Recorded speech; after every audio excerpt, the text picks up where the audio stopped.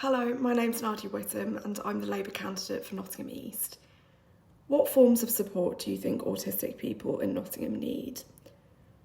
I firmly believe that supporting autistic people starts with recognising that autism is part of natural human variation.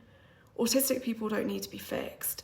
Society needs to change to enable them to thrive. Currently, autistic adults and children face significant challenges in many areas of life, from healthcare to education to employment. And these problems are exacerbated by Tory austerity, whether that's the underfunding of the NHS, cuts to schools, or a tax on people on benefits. Where would you allocate funds to improve life for autistic people in Nottingham, and how would you improve mental health services for them?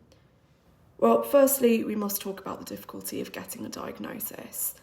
The National Institute of Health and Care Excellence recommends that the waiting time for an autism assessment shouldn't exceed 13 weeks.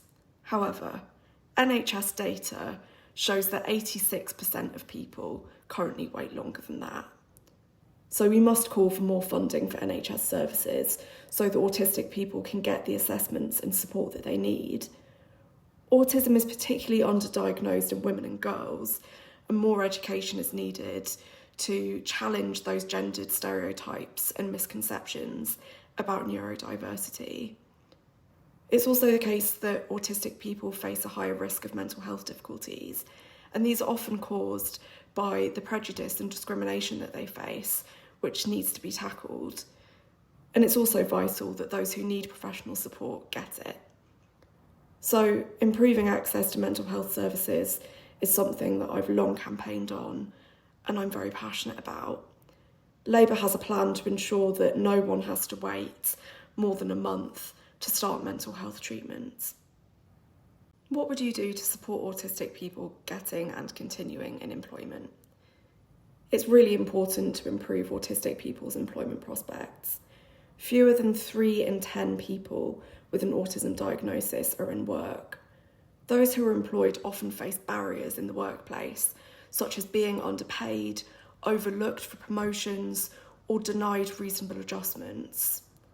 When the skills and talents of neurodivergent people are overlooked, all of society misses out. The government has a duty to ensure that workplaces are accessible and to clamp down on all forms of discrimination. A good first step would be requiring employers to publish information on disability pay gaps, which Labour has pledged to do. What do you think of this government's current plans in terms of benefits and increasing the number of adults working? I completely oppose the Conservatives' approach of shaming people on benefits and threatening to remove their supports.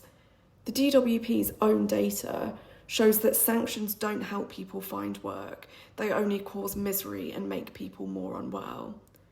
We should end sanctions and raise benefits to a livable level so they provide a real safety net for those who need them. Efforts to improve autistic people's lives must be led by autistic people themselves. Politicians must listen to their experiences and the issues that they raise. If anyone would like to discuss this with me further, please just get in touch at info@nadiafornottinghameast.org.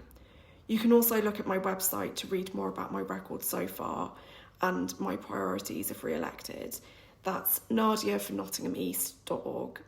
Thank you for listening and have a great day.